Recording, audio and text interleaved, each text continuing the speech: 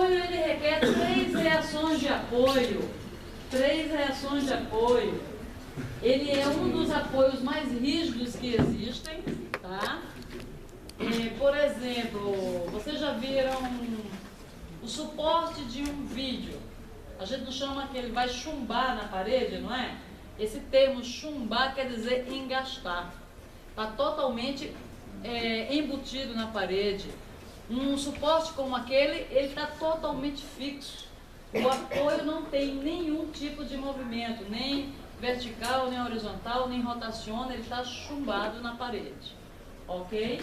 É isso que a gente tenta representar por essa simbologia, por exemplo. Uma barra está engastada aqui nessa parede, não aparece nada, só a parede dentro. Ok, esse apoio impede qualquer translação e rotação. Exige 3 reações de apoio. Então, toda vez que esse apoio aparecer, vocês vão colocar 3 reações, das quais são 2 forças perpendiculares entre si e uma carga-momento. Restringe 2 translação e rotação, possuindo 0 graus de liberdade, sem nenhum movimento livre. 4º tipo de apoio.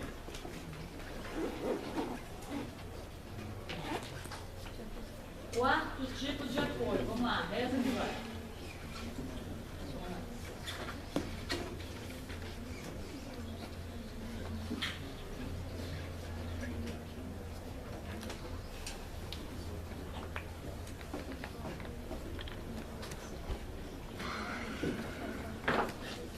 Quarto tipo de apoio.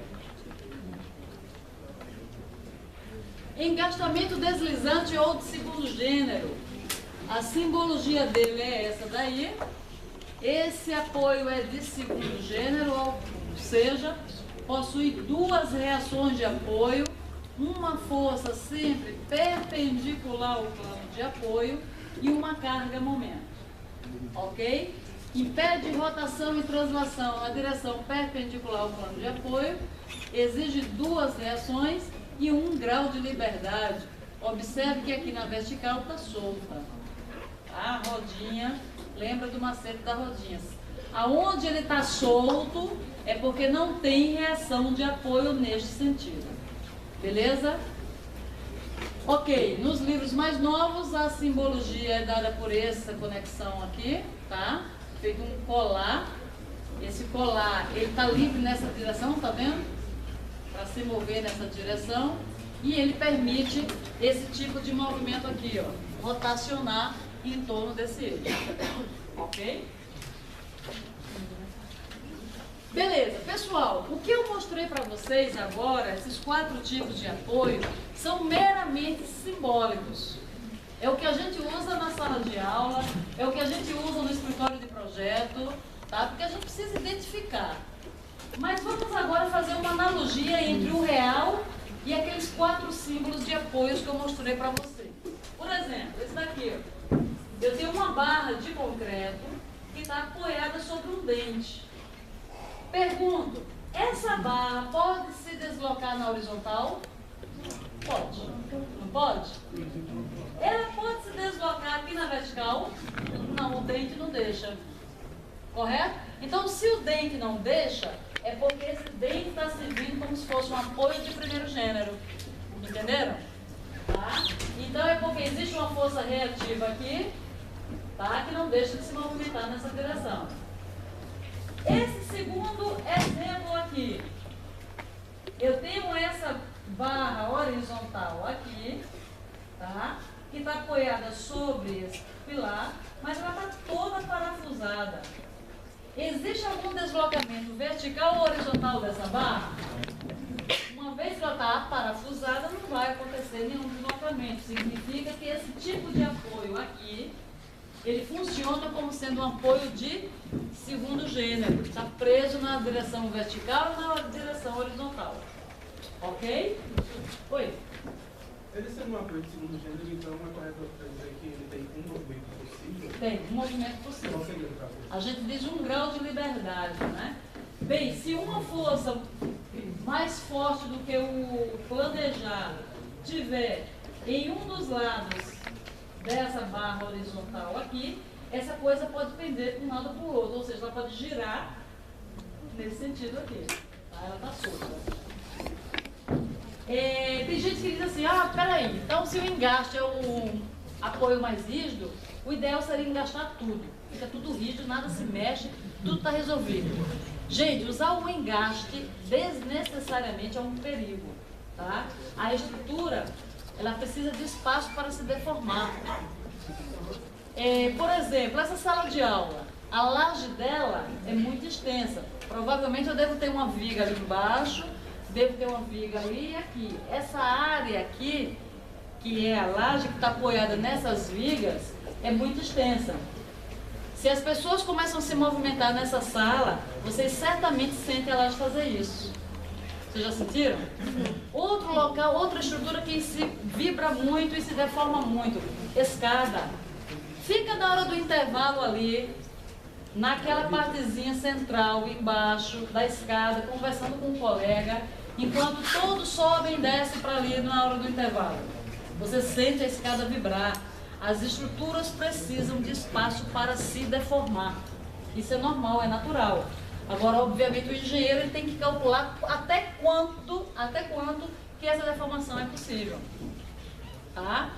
Outro exemplo prático. Oi? O avião, as asas do avião batem. Sabia que batem? Batem. Tá? Você não consegue ver, mas que ela bate, bate. Tá? Era esse. Era sobre aumentar. Também por conta da temperatura, né? Outro exemplo, trilho de trem. Tá? Trilho de trem. Na Europa, a cada 5 anos, todas as redes ferroviárias são trocadas. Por quê? Porque de um trilho para o outro, desenhado em planta, a gente tem uma coisa assim, a estrada ferroviária. Esse trilho aqui, que os trens vão passar por cima, primeiro, eles têm que ter um comprimento máximo, se eu não me engano, é de 45 metros. A cada 45 metros tem que ter um outro encaixe. E de 45 em 45, existe aqui uma junta de dilatação. Esse espaçozinho aqui é calculado para deixar essa parte expandir para cá e essa parte expandir para cá. Já o concreto, que se dilata menos, a cada 25 metros tem que ter uma junta de dilatação. Tá? Se você andar daqui até o final do corredor, vai olhando, você vai encontrar uma coisa assim de um dedo mais ou menos de distância, preenchido com silicone, tá? E essas duas estruturas, a do lado de lá e do lado de cá, são calculadas como se fossem coisas totalmente separadas, totalmente isoladas, tá? Então, a deformação, o deslocamento nas estruturas é uma coisa simples. Se a coisa é muito rígida, a tendência que existe dela romper com mais facilidade é enorme, tá? Outro exemplo que me veio na cabeça agora, a estrutura de um telhado. Isso aqui é um tipo de estrutura que nós vamos estudar na lista 4, treliça, tá? É uma estrutura feita de barras e na ligação, na emenda dessas barras, a gente diz que tem uma articulação. Essa articulação ninguém vê, tá? Mas é um anelzinho que é colocado na ligação dessas barras justamente para se cair uma árvore sobre o telhado, a coisa fazer isso e voltar ao normal. Se ela for muito rígida e cai uma força extra que não foi pensada, certamente vai romper. Tá claro, pessoal? Beleza. Continuando. E meu negócio não vai passar. Continuando. O cabo. O cabo é outro elemento também bem importante, muito utilizado na engenharia. O cabo funciona como sendo um apoio de primeiro gênero. Vocês já viram um cabo trabalhar, ou seja, sustentar alguma coisa sem estar esticado? Já viram? Não. Um cabo não segura nada sem estar esticado. Significa que para ele estar trabalhando, para ele funcionar como estrutura, ele tem que ter uma força reativa na direção deste cabo, seja ela qual for. Então o cabo está aqui nessa direção, eu fui e coloquei uma força lá naquela direção, que é naquela direção que eu estava trabalhando. Ok? Aqui eu tenho um conjunto de 4 vigas engastadas, tá? Embutidas entre si, totalmente rígida. E aí eu tenho um modelo da prática e a forma como vocês vão trabalhar.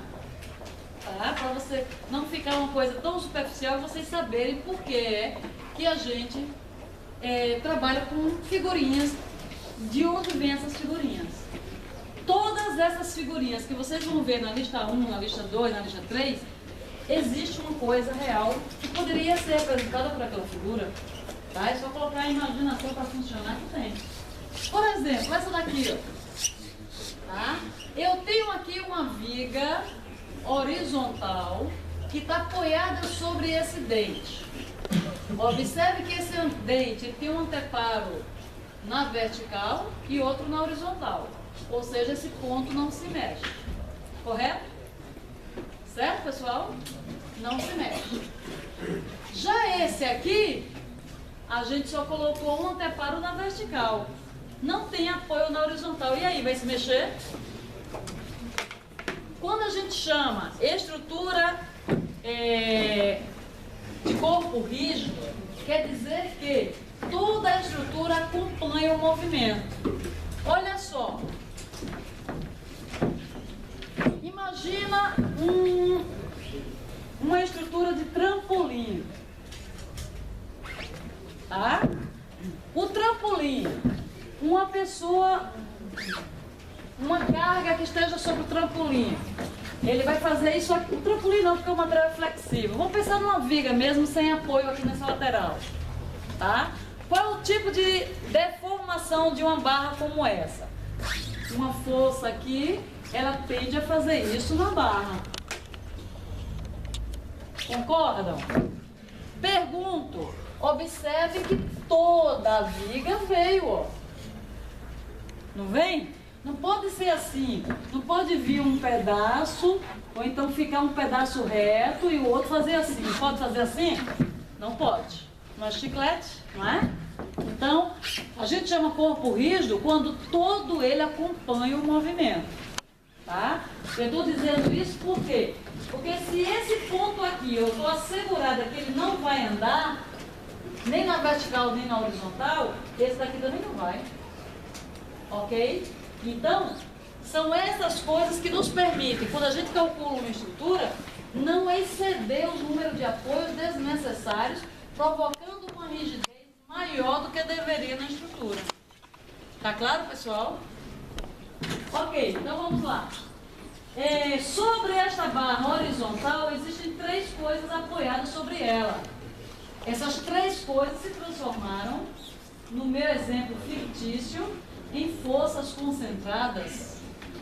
Ok? São forças concentradas.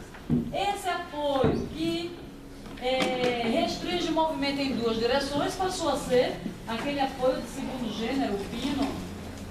E o apoio lá, que restringe o movimento em uma direção, passou a ser o apoio B, ali conforme identificado. Então, o que vocês vão ter para resolver é um desenho como esse. Mas observem que um desenho como esse vem de uma prática como essa, por exemplo. Tá claro, pessoal? Oi? Tem um peso ainda da barra. Tem sim. Tá? Para demonstrar aí, eu precisaria colocar o peso próprio da barra, que seria, na verdade, uma carga distribuída. Tá? A gente vai falar sobre isso. Beleza, pessoal. Restrições e determinação estática. Eu preciso saber agora classificar as estruturas quanto ao seu grau de hiperestasticidade. Vamos aprender o que é isso. Para garantir o equilíbrio de um corpo rígido, é necessário não apenas satisfazer as equações de equilíbrio, mas também o corpo precisa estar adequadamente fixo ou restrito por seus apoios. Alguns corpos podem ter mais apoio do que necessário para o equilíbrio.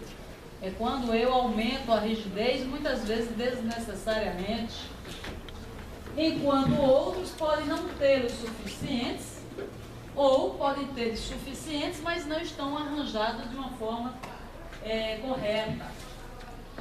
As estruturas são classificadas em função do número de reações de apoio ou vínculos que possuem, em função do número de reações de apoio. Ou seja, quando eu vejo uma estrutura e vejo o tipo de apoio, eu já sei quantas reações cada uma daquelas estruturas vai ter. Cada reação constitui uma incógnita a ser determinada posteriormente. Tá? Continuando. Estrutura hipoestática. As estruturas hipoestáticas, em geral, são aquelas cujo número de reações de apoio ou de vínculos é inferior ao número de equações fornecidas pelas condições de equilíbrio da estática. Bem, vocês vão ver que para a gente determinar as reações de apoio, que são nossas incógnitas, são as incógnitas do problema, a gente vai impor para qualquer estrutura o equilíbrio. E o que é impor o equilíbrio? É impor que o somatório de todas as forças horizontais é igual a zero, é impor que o somatório de todas as forças horizontais é igual a zero, e impor que o somatório de todos os momentos em um determinado ponto seja igual a zero. Ok? Isso é que é impor as equações de equilíbrio. São 3 equações.